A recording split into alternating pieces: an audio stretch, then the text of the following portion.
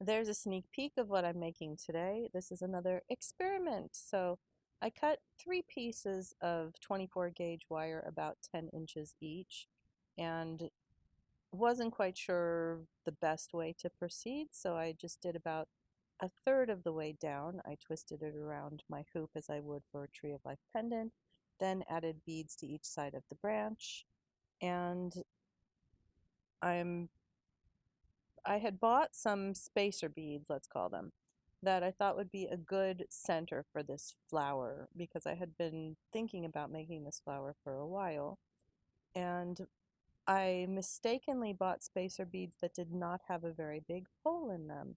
I was looking at 2 different ones. One was not in a package, one was, and the one that was not in the package had very large holes, and I just mistakenly assumed that these cuter ones also would have the large holes, but they did not. But anyway, so I twisted the ends of the little petals together, and one end I'm just going to save for later to just wrap around the center and tuck in the end to sort of make it disappear. While the other end, the long end, I'm going to make another petal. So adding the beads for one side, then I can't start this by twisting it around the hoop. So I'm going to then wrap it around the hoop and then add the beads to the long end again, go back through to the center, and I still then determined I had enough wire left to do one more of these petals because I had originally thought, okay, make 3 pieces of wire 10 inches long instead of 6 that are 8 inches long. I also had struggled to put that back through, so oh, maybe not on this one. Another one I had to do it off camera because I just couldn't get it to go back through while looking through the camera lens or through the phone screen. So there, see, I'm tucking that little end in. I'm kind of babbling, but this was an experiment and it's a long video, so I don't know what I'm gonna say.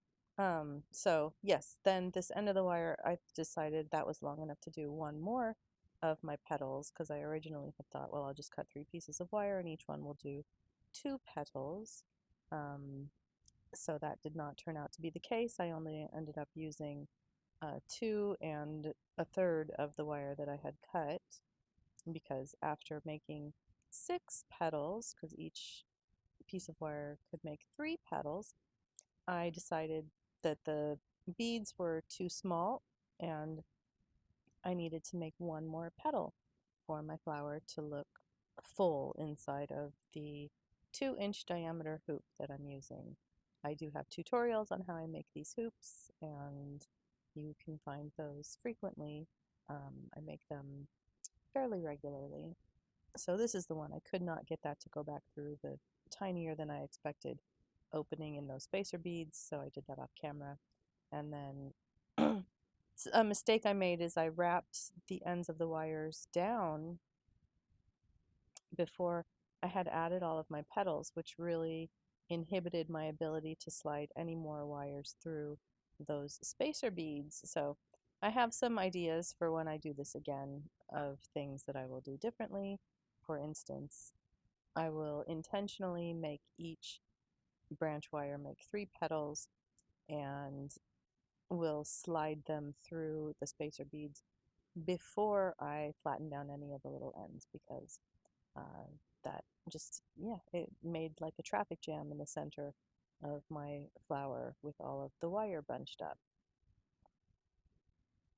I'm using some 4 mm crystals and some 6 mm natural stone beads in purple color. See, I'm just wrapping this straight around the center of the spacer beads at this point because there was no way it was going to go back through the holes in those beads. And you can see how I do have room for 2 more petals there as I'm doing my 6th petal. What else? What else to say about this? I was twisting some of those as I joined it to the hoop, and I was on some of them just wrapping it several times around the hoop. I decided I didn't want to make the ends that touch the hoop like terminal ends and just stick like a bunch of wires through the spacer beads because I wanted them to be in a more petal kind of shape. So by having them twist together, it forced the ends of those two sides of the wire to touch. And to me, that looked more like a petal, if that makes sense. If any of this makes sense. You know, these days, even when I'm experimenting, I make a video, because why not? Might as well share the creative process with everyone. So you can see not everything starts out perfect, but you learn things, you get different ideas, and then you'll try things differently again. So on this one, I could not go through the spacer beads and it was coming at a weird angle, so I'm just hiding those ends. I twisted them together and then I'm just going to tuck that little twisty bit down so that it's not sticking out and poking and scratching. And there's my first flower attempt.